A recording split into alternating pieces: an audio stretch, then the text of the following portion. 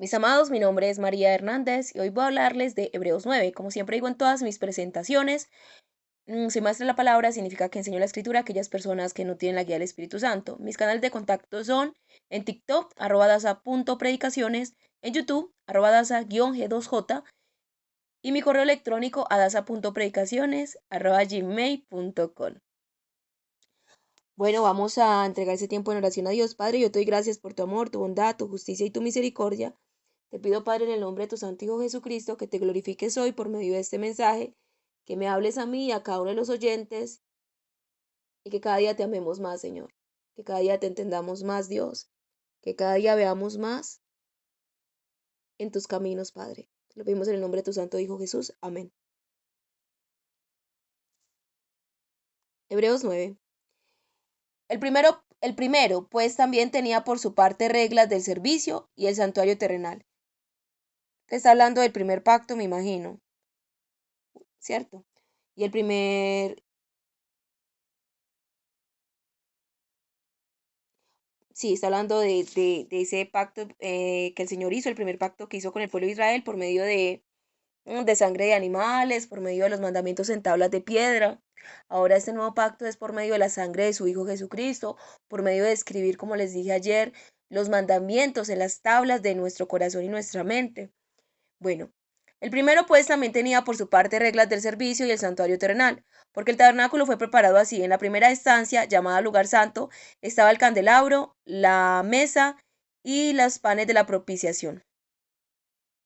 Tras el segundo velo estaba la parte del tabernáculo llamada lugar santísimo, que tenía un incensario de oro y el arca del pacto, cubierta de oro por todos partes, en la que estaba una urna de oro que contenía el maná, la vara de Aarón que reverdeció y las tablas del pacto, y sobre ella los querubines de gloria que cubrían el propiciatorio, de los cuales cosas no es posible hablar ahora en detalle. Mire, qué interesante, yo siempre hablaba del arca del pacto y los querubines, ¿cierto? Pero aquí está hablando y voy a volver a leer. ¿Dónde es que dice? El candelabro, creo que era un incensario de oro, o qué era lo que dice acá. Incensario de oro, increíble, ¿no? Ahí había un incensario de oro en ese lugar. O sea, yo pensé que el incensario de oro estaba afuera y no, estaba dentro del lugar santísimo. Cosas que me voy enterando. A veces uno lee la escritura y da por sentado que ya sabe.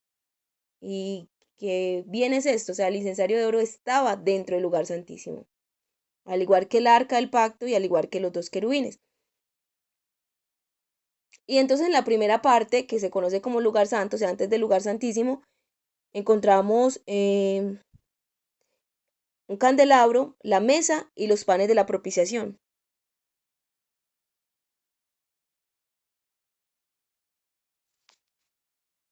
Y no sé si ahí también está el lugar donde, no sé, la verdad no sé, pero yo creo que también hay un lugar para el holocausto ahí, ¿no? Ahí es donde se hacían los sacrificios, creo yo, no estoy segura. Ya no estoy segura.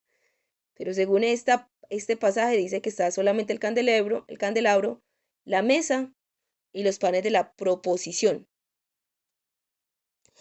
Bueno, entonces,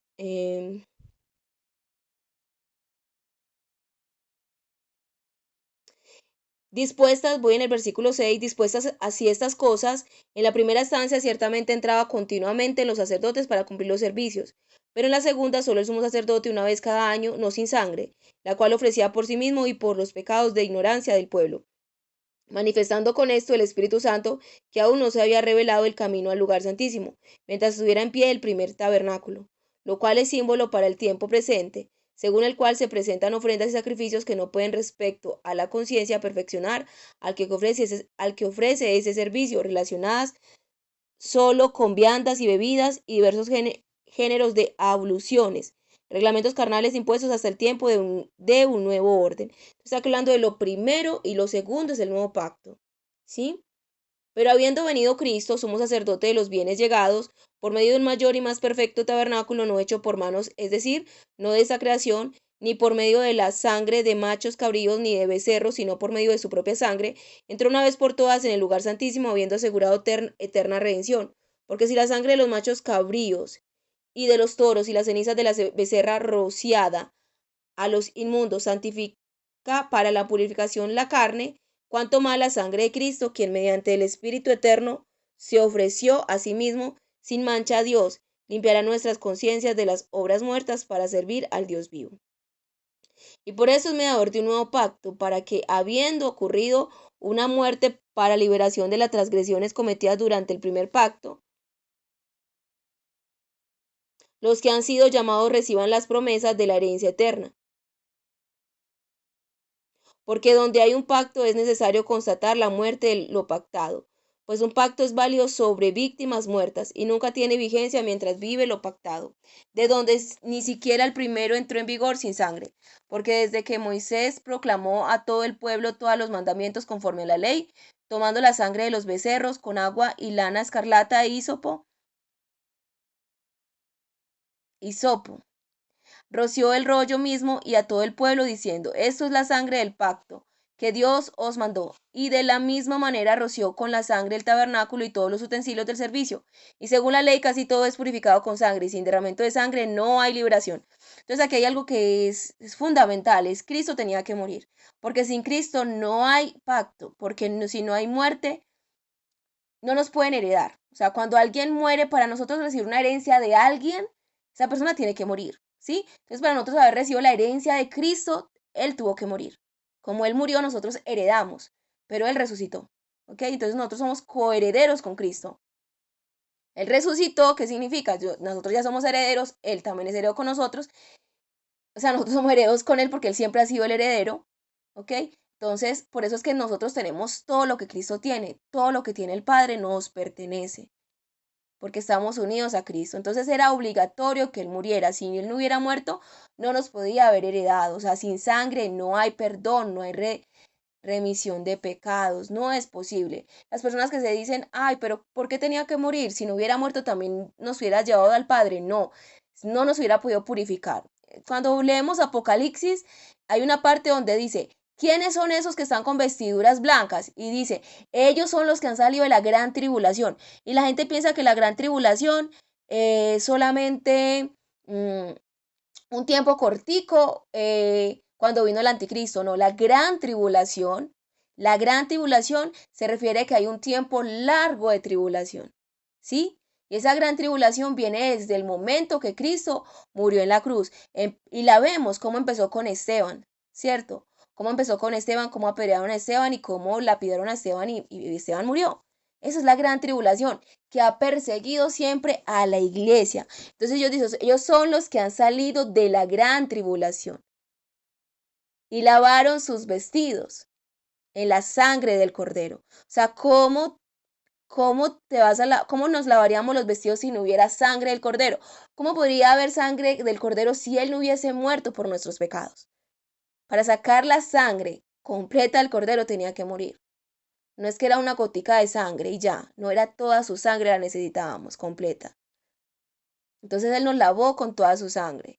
Entonces estamos limpios y por eso es que tenemos vestiduras blancas y esas vestiduras blancas no es solamente santidad. La vestidura blanca se refiere, cuando dice ellos tienen vestiduras blancas, se refiere a que Dios nos va a dar un nuevo cuerpo, así como el cuerpo de Cristo, es el vestido. Recuerde que Adán y Eva están en el jardín del Edén desnudos, ¿cierto? Estaban desnudos. Y a pesar de estar desnudos, no estaban sin pecado, ¿cierto? Pero igual estaban desnudos. Nosotros nos van a dar unas vestiduras blancas, que significa un cuerpo no como el de Adán y Eva, porque el cuerpo de Adán y Eva tenía también, o sea, tenía hambre, me imagino, tenía sed, no sé qué era lo que tenía el cuerpo de Adán y Eva, pero el cuerpo de Adán y Eva venía de la tierra, venía del polvo. El cuerpo que nosotros vamos a tener va a venir de Cristo, viene la imagen de Cristo, entonces es un cuerpo glorioso, como el de Cristo. Es diferente. Hacer un cuerpo muy diferente, un cuerpo que no lo lleva a uno al pecado, un cuerpo que de alguna manera no cede a la tentación, porque igual cuando estemos con el Señor ya no va a haber pecado. O sea, no va a haber ni tentación porque no va a haber pecado. El pecado lo trajo Satanás, lo pasó a la raza humana y esa raza humana que se contaminó con Satanás, Cristo vino a salvarla, a santificarla. De eso, los que son santificados se van con el Señor. Los que se niegan a la santificación, a lavar sus vestidos con la sangre del cordero, los que se niegan a hacer eso, eh, esos van a estar con Satanás en el lago de fuego. Entonces no va a haber pecado, el pecado ya está condenado con Satanás y los que estuvieron con él, y los que están con él, y los que se quisieron quedar con él. Entonces no va a haber pecado, entonces no va a haber una posibilidad de tentación, porque Dios ya depuró el pecado. La gente muchas veces dice, pero si Dios sabía que Satanás iba a pecar, ¿por qué creó a Satanás? ¿Cierto? Esa es la pregunta. Y es porque el Señor estaba depurando, Él tenía que sacar el pecado de la humanidad. Y lo sacó por medio de, usó, usó a Satanás para eso. Nosotros debemos entender algo. Dios es Dios.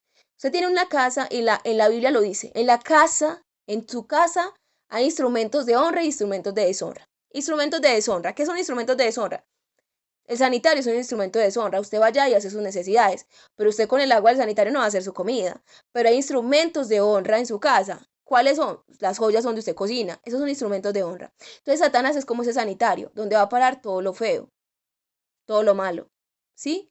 Entonces, mi amado, o sea, la gente dice, la gente piensa como que si Satanás se le hubiera escapado de las manos de Dios. No, mi amado, porque es que Satanás está libre y Satanás muestra si usted está con Dios o no.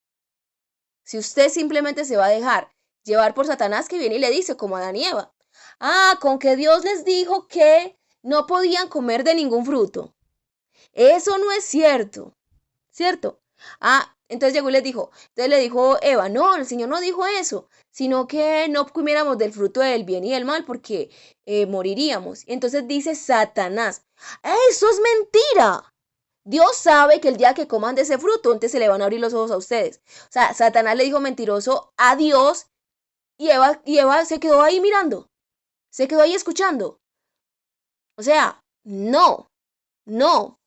Yo no soy la mujer más perfecta de este mundo, yo tengo muchos defectos y soy con tendencia al pecado, como les he dicho muchas veces, pero a mí Satanás no me va a decir quién es Dios. Lo siento mil veces, pero no.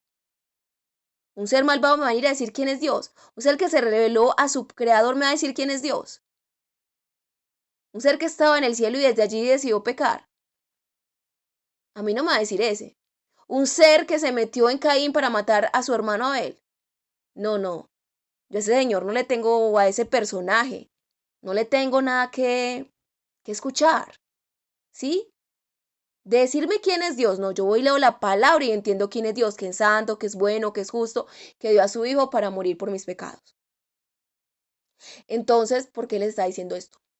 Bueno, porque Dios nos va a dar un nuevo cuerpo y ese cuerpo, no, a diferencia de Adán y Eva que tenían un cuerpo de alguna manera desvestidos de gloria, porque la vestidura significa gloria. Dios nos va a dar gloria. Ellos estaban sin pecado, pero estaban también sin gloria. Y esa gloria tenían que reclamarla como si hubiesen vencido a Satanás, ¿cierto? Esa era la gloria. Ellos no pudieron reclamar eso, o sea, la tentación tenía que venir porque tenían que ser probados.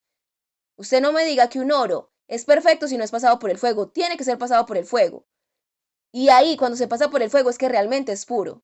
Si un oro, este oro usted lo saca de la mina donde sea, y así como está sucio, eso no es oro 100%. Ahí hay basura, hay tierra, hay de todo ahí. Yo no sé de minas. Mi papá era minero, pero yo de eso no sé nada. Mis hermanos alguna vez también, ellos también sacaban oro, pero yo de eso no sé nada. Yo soy la menor de la casa, yo soy o como harina de otro costal. Muchas cosas de las que ellos hicieron, yo nada de eso hice, ¿sí? Ellos fueron una generación y yo fui otra, porque soy una generación, prácticamente mi mamá y mi hermana estaban embarazadas al tiempo. Entonces yo soy de la generación de los hijos de mi hermana en ese caso, en cuanto mm, a costumbres, a lo que me tocó. No me tocó eso. Pero hasta mi papá y todos ellos sí sacaron oro, ¿sí? Y incluso mi papá murió en una mina de oro. Entonces, entonces tiene que ser pasado por el fuego. El oro tiene que ser pasado por el fuego, si no, no va a ser puro. 100%. Entonces es lo que Dios hace en nosotros. Él nos pasó por el fuego para sacarnos a pureza. Entonces el hecho no es que el Dios creó el ser perfecto, pero ese ser perfecto que somos nosotros, Dios creó un ser. y lo perfeccionó. O sea, Él todo lo creó perfecto, Él no creó nada malo, no creó nada dañado, Él no creó nada de nosotros malo, solamente que nos creó con una debilidad, pero esa debilidad es perfección, porque en la debilidad que somos nosotros es donde Dios encaja en nuestra debilidad. Es como si estuviera una pieza, de una pieza que fuera un hueco en un lugar, no sé, pero usted ahí es como la piedra angular. Yo no sé tampoco de arquitectura, pero anteriormente se construía algo como con, no sé cómo era como poniendo como rompecabezas, se armaban construcciones, era como con piedras, cada piedra encajaba, pero lo importante, creo, no estoy segura, pues que así lo hacían, pero lo importante era la piedra angular, porque la piedra angular era la que sostenía todo lo demás. Entonces esa piedra angular es Dios. Entonces nosotros somos todas esas piedras alrededor y la piedra angular es Dios. Y ahí es donde la edificación, que somos todos nosotros como iglesia, es perfecta. Porque está la piedra angular en la mitad. La gente dice diciendo, Dios, ¿por qué no creaste un ser perfecto, perfecto, perfecto? Sí, Dios creó un ser perfecto, perfecto, perfecto, y era Satanás, y se desvió. Lean la escritura y dice, tú eras perfecto, eras el sello de la perfección, acabado de hermosura, pero te desviaste. Se enorgulleció tu corazón por tu perfección. ¿Sí? Era tan perfecto que él se creyó Dios. Era un ser tan perfecto que dijo, no, a mí que me alaben porque yo soy perfecto. Era tan perfecto, decía yo, ¿para qué tengo que alabar a Dios? Si yo soy perfecto. Entonces la verdadera perfección, mi amado, está en un lugar donde hay una debilidad, un talón de Aquiles, y en ese talón de Aquiles encaja Dios. Y ahí sí es perfecto todo, porque Dios es lo que mueve todo. Dios nos mueve a todos y Dios sí es el ser perfecto. Es que el único ser perfecto es Dios. ¿Cómo Dios va a crear un ser perfecto, un ser igual a Él? Es imposible, porque Dios no fue creado. Empezando de ahí, Dios no fue creado, Dios no es una creación. Dios es Dios, nadie lo creó, Él siempre ha existido. Entonces, Dios, un ser perfecto lo creó sin él, o sea, un ser perfecto externo, y era Satanás, se desvió, ese ser más malvado que hay en la tierra. Entonces Dios creó un ser no perfecto, un ser en debilidad, que es el ser humano. Pero en esa debilidad dijo, en tu debilidad voy a caber yo. Y cuando yo esté ahí, entonces vas a ser realmente el ser perfecto que Satanás no podía ser. Porque Satanás era perfecto sin mí. Sin mí, entonces se alejó de mí. Porque Satanás no tenía una debilidad. Satanás era perfecto, no tenía debilidad como el ser humano. Y se desvió. O sea, él mismo buscó su perversión por su perfección. Eso es lo grave de la perfección. Entre más usted se crea perfecto, más perversión va a encontrar. Porque cuando usted se cree perfecto, cuando yo me creo perfecta, ¿qué vemos alrededor? Imperfecciones. Todos los demás son imperfectos. La diferencia con Dios es que Dios no se cree perfecto, Él es perfecto. Y es perfecto porque a Él nadie lo creó. En cambio, Satanás fue creado perfecto, pero él tenía que saber, yo soy perfecto, pero este ser que me creó es más que yo. Y eso se le olvidó a él por su perfección. Pensó que él era más que Dios o no más que Dios. Satanás nunca llegó a decir yo voy a ser más que Dios, sino a decir yo quiero ser igual a Dios. ¿Sí? Él dijo yo quiero que me alaben como Dios. Yo quiero que me honren como Dios. Mire que yo soy bien, mire que yo soy perfecto, mire cómo yo ilumino. Entonces Dios le mostró, creó un ser imperfecto que era Adán y Eva y lo pasó a prueba por Satanás y no pasaron la prueba. Luego el Señor puso a Jesús. Jesús pasó la prueba. ¿Hasta dónde fue la prueba de Adán y Eva? La prueba de Adán y Eva no solamente fue en el Edén. Con Israel fueron probados. Ahí era todavía la generación de Adán y Eva siendo probados. Y no pasaron la prueba. Entonces Dios hizo un nuevo Adán, por eso se llama el postrer Adán. Tuvo un nuevo Adán. Porque solamente hay tres cuerpos que Dios formó. Son tres cuerpos que no son engendrados de padre y madre, ¿cierto? Nosotros venimos, mi cuerpo fue originado por mi mamá y mi papá, ¿cierto? Dos células de mi mamá y mi papá se unieron y produjeron este cuerpo que tengo yo. Así es como Dios nos forma a nosotros. Pero el cuerpo de Adán vino del barro. El cuerpo de Eva vino de una costilla de Adán. Y el cuerpo de Jesús, recordemos que Jesús no intervino José en el embarazo de María. Entonces el cuerpo de Jesús, como yo les digo siempre, viene del óvulo. de María. Dios tomó el óvulo de María y con ese óvulo de María formó el cuerpo de Cristo. Así como formó a Eva de una costilla, así como formó a Adán del polvo de la tierra, formó a Jesús del óvulo de María. ¿Eso qué significa? Que son solamente 3 cuerpos que han sido formados de manera diferente. Ahora, la iglesia, el cuerpo de Jesús fue formado así, pero el cuerpo de Jesús fue perfeccionado cuando pasó la prueba. Él cuando pasó la prueba, cuando murió por nuestros pecados. Ahí fue donde el segundo pacto, el primer pacto, que se dio cuenta que murió con los israelitas que nunca pudieron perfeccionar nada, que eran malvados, ¿cierto? Ese pacto murió, caducó. Entonces vino Jesús, un nuevo pacto, el nuevo Adán, el postrer Adán, es decir, el último Adán, porque ya no iba a existir más Adán. Ya no va a venir un tercer Adán. El segundo Adán es el último Adán. Entonces Dios hizo un Adán y tenía que existir una Eva. Esa Eva, ¿cuándo existió? Cuando Jesús murió en la cruz, del costado del Señor salió agua y sangre.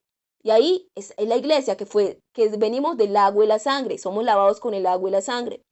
De la misma costilla, así como de la costilla de Adán fue sacada Eva, de la costilla del Señor Jesús, salió su Eva, que es toda su iglesia, que somos todos los que creemos en él.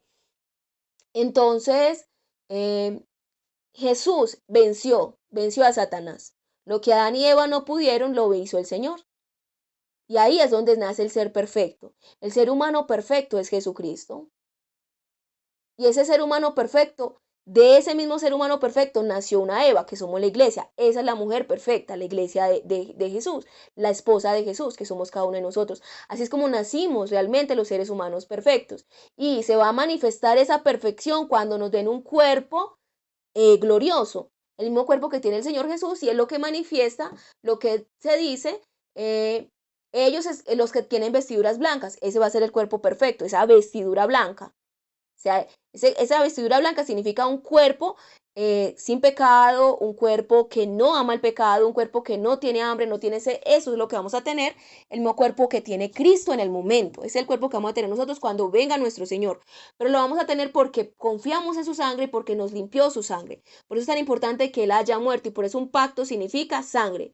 Los pactos son pactos de sangre. O sea, ese es el pacto real, pacto de sangre. Primero fue con sangre de animales, el segundo y el último pacto es con la sangre de el Hijo de Dios, que vino en forma humana a la tierra.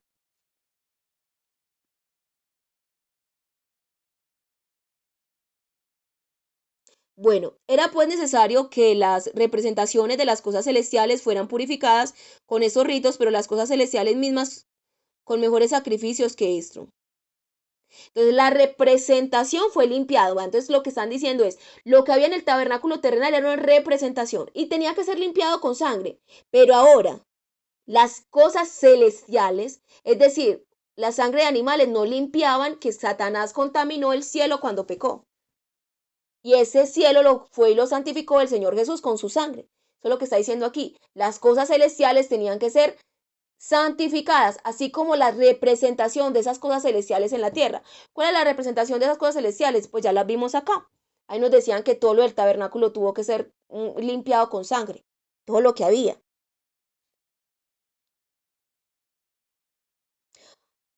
Porque no entró Cristo en un santuario hecho por manos, representación del verdadero, sino en el cielo mismo, para presentarse ahora delante de Dios por nosotros, y no para ofrecerse repetidamente a sí mismo, tal como entra el sumo sacerdote en el lugar santísimo cada año con sangre ajena. De otra manera le hubiera sido necesario padecer repetidamente desde la creación del mundo, pero ahora ha sido manifestado una vez por todas en la consumación de los siglos, para eliminación del pecado por medio del sacrificio de sí mismo. O sea, Él entró con la sangre suya, con la sangre misma de Él, con la sangre de nuestro Señor Jesús.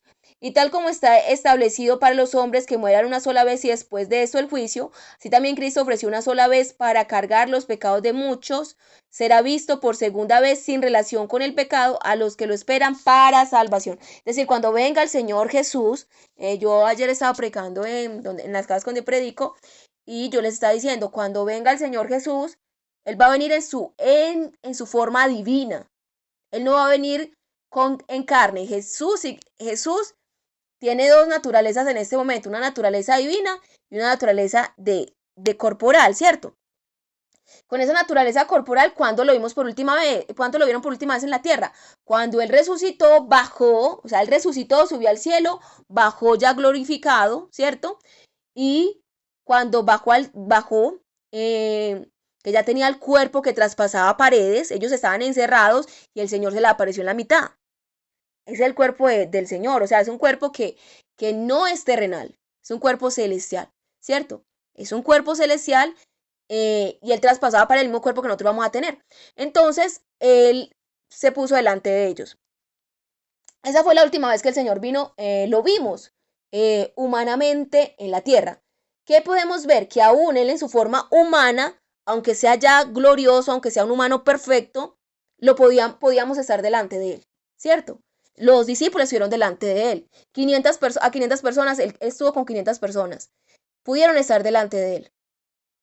O sea, él todavía puede manejarse entre los humanos, aún con este cuerpo, ¿cierto? O sea, en la forma que él tiene humana, ya glorificada.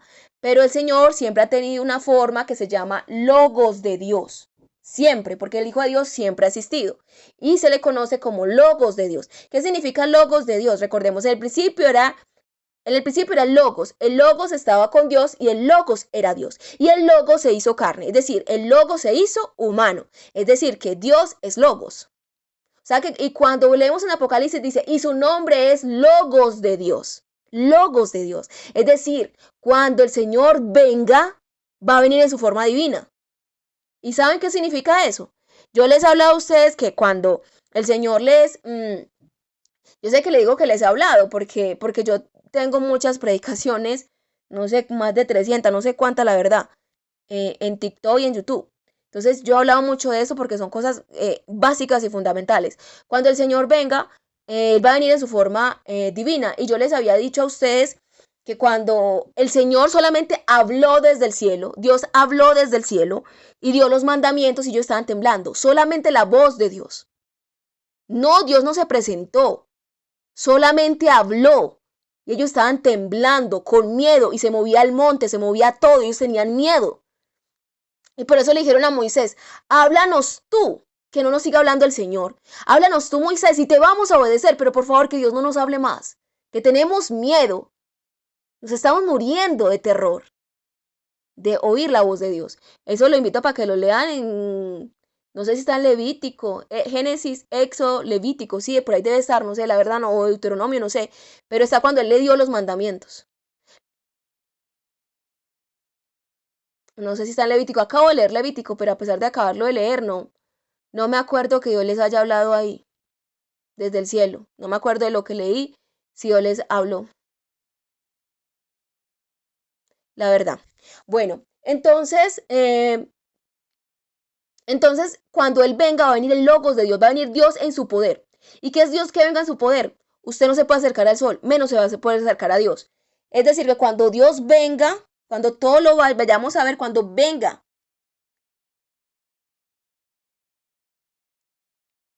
y será visto por segunda vez sin relación con el pecado a los que lo esperan para salvación.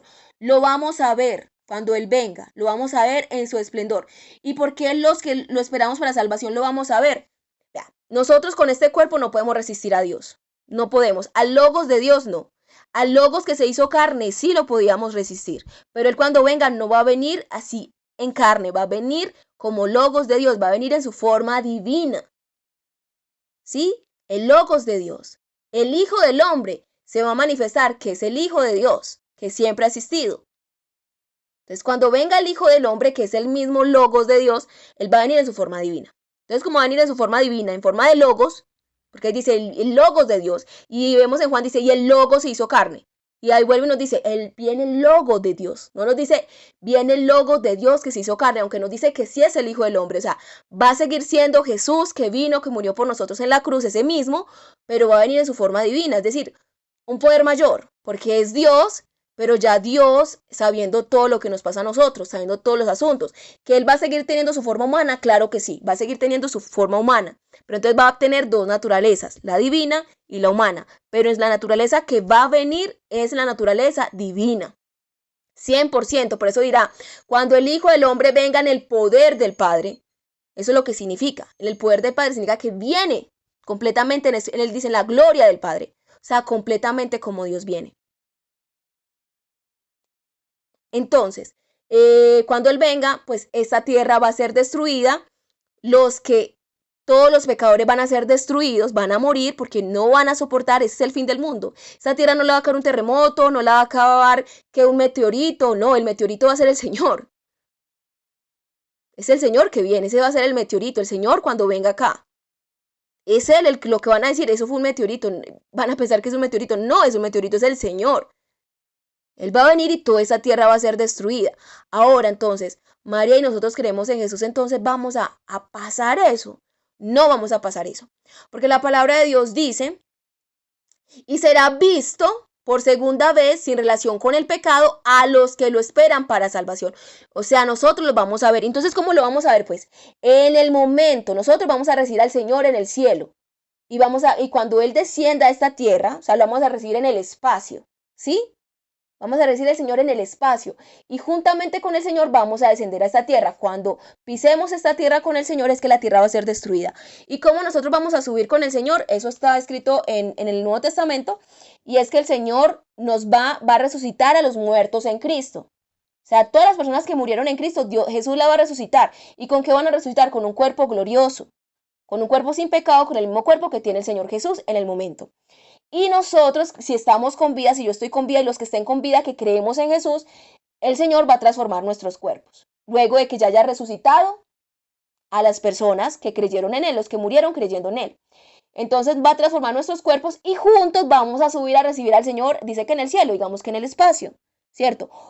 Allá, entonces por eso nos encontramos con Él. Luego descendemos y esta tierra es destruida. Por eso el mundo no va a ver al Señor. O sea, ellos van a ver al que traspasaron, pero cuando esta tierra sea destruida, mejor dicho, lo que ellos van a ver es en su forma espiritual. O sea, en espíritu. Todos muertos van a ver al Señor. Entonces ahí es donde lo van a ver los que lo traspasaron. Caifás, Anás van a ver y van a decir, ¿cómo así que Dios es el que nosotros matamos? O sea, si era el Hijo de Dios. Entonces ahí es donde ellos se van a dar cuenta que mataron realmente al que no debían haber matado. Solamente hasta ahí se van a dar cuenta. Solamente hasta ahí los pecadores se van a dar cuenta de que realmente Dios era, de que realmente Jesús era, porque va a ser algo espiritual.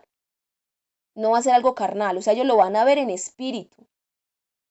Están muertos, pero espiritualmente, recuerda, el espíritu es eterno. Después de que eso ocurra, entonces ya ellos lo van a ver y el Señor los va a resucitar a ellos. Pero para un cuerpo de corrupción, para que reciban un castigo eterno, ¿cierto? Les va a dar un cuerpo de corrupción. Un cuerpo que resiste todo el sufrimiento del lago de fuego eterno. Entonces, mis amados, este es el tema de hoy. Espero que les haya bendecido. Esta es la explicación, ¿cierto? De por qué nosotros tenemos que unirnos a Cristo. Porque para estar con Dios necesitamos un cuerpo diferente. Y ese cuerpo diferente no va a estar en un alma corrupta, ¿sí? Por eso Dios, yo ayer creo que les hablé de eso. Dios nos renueva la mente, Dios nos cambia el corazón, nos quita el corazón de piedra, nos da un corazón de carne y Dios nos da un nuevo espíritu, un espíritu diferente. Y ya ahora, entonces eso significa que podemos ir transformando nuestra alma. No es que nuestra alma sea 100% limpia, no. Por eso la escritura dice, la senda del justo es como la luz de la aurora que va en aumento hasta que el día es perfecto. Por eso, mi amado, que a mí me dé rabia es normal. O sea, es normal porque yo no soy perfecta. Yo llego a ser perfecta hasta que me muera. El día que me muera, yo ya soy perfecta, porque ya me encuentro con el Señor, ya no hay nada que perfeccionar en mí, ya no hay nada que limpiar en mí, ya, hasta ahí ya fui perfecta. Por eso les hablé desde el principio, creo que es el título que le voy a poner. ¿Cuál es la creación perfecta de Dios? ¿Cómo creó Dios un Adán y una Eva perfecta? Ese es el cuento que estamos contando ahora. Es así de esta manera. No fue en la creación de los primeros 7 días, no. Eso simplemente fue una maqueta. La creación real de Dios empezó cuando Cristo vino a la tierra. Y empieza en nuestra vida cuando creemos en Él. Esa es la nueva creación. Que viene a Cristo, nueva criatura es. Las cosas viejas pasaron, he aquí, todas son hechas nuevas. Entonces recordemos que el hombre perfecto es un hombre que fue creado con una debilidad. Y en esa debilidad se mete Dios, y ahí es donde nosotros somos realmente perfectos. A diferencia de Satanás, que era el ser perfecto, pero sin Dios, sin debilidad, sin que le faltara a Dios. Y como no le faltaba a Dios, entonces él hizo y deshizo porque creyó que él era Dios y no era Dios, porque el ser realmente perfecto, perfecto, perfecto es Dios, porque nadie lo creó. Ahora el ser perfecto que Dios creó, en ese ser perfecto que Dios creó, se tuvo que meter él mismo para ser un ser perfecto. Una creación realmente perfecta, porque Dios está en esa creación, dentro de esa creación está Él, no está fuera de esa creación. Y es Él el que hace que esa creación sea perfecta. Entonces siempre el perfecto va a ser Dios. Bueno, mis amados, esta es la respuesta para muchos que dicen, porque Dios, porque el diablo existe, ¿cierto? Porque Dios no creó un ser perfecto, sí lo creó y era Satanás, ¿sí? Y que porque Dios no creó el ser humano perfecto, sí lo está creando en este momento. En este momento estamos así, estamos en esa creación de ser, estamos siendo perfeccionados. De esa manera como el oro es pasado por el fuego para perfeccionarlo. Bueno, mis amados, espero que este tema les bendiga mucho. A mí también. Los amo en Cristo Jesús. Que tengan un feliz día.